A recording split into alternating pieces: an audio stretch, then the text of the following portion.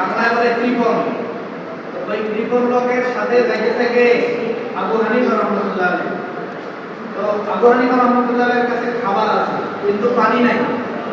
আর ওই কৃপণ লোকের কাছে কি আছে? পানি আছে কিন্তু কোনো খাবার নাই। বুঝছো?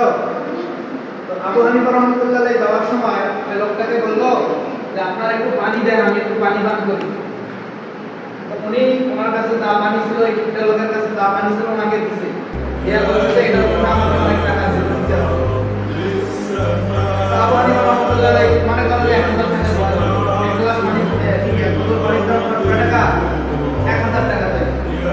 আবু হানিফা রাহমাতুল্লাহ আলাইহি দিয়ে দিলেন, ঠিক আছে নাও। তখন চাইতেছে পানি দাও, উনি 1000 টাকা দিয়ে দিলেন। রাস্তায় যাইতে যাইতে একটু যখন খিদে লাগছে তো ওনার কাছে কিছু যেন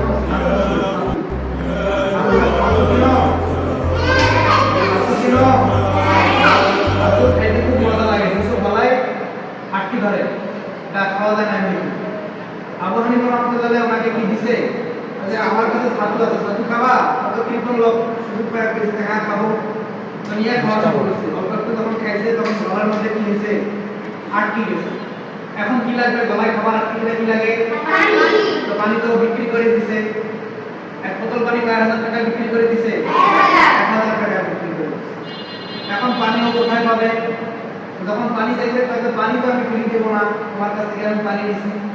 তাহলে এখন কি করব? এখন এক গ্লাস পানির দাম 1000 টাকা। এক টাকায় কি দিছে? এক বোতল পানি কয় টাকা দিছে? 1000। এখন উনি কয় টাকা দিতেছে? এক গ্লাস পানির দাম এখন কয় টাকা? 1000। তো ধরা খাইলো কৃপণ লোক? কৃপণ লোক এখন আটকা পড়ে গেল। তখন বেচারা কি আর করে? কষ্ট করে সব 1000 টাকা ওকে দিয়ে দিচ্ছে, দিয়ে এখন এক গ্লাস পানি দিচ্ছে। এখন আবু হানিফা রাহমাতুল্লাহ আলাইহি টাকাও ফ্রি পাইলো, আবার কি পাইলো? পানিও ফ্রি পাইলো।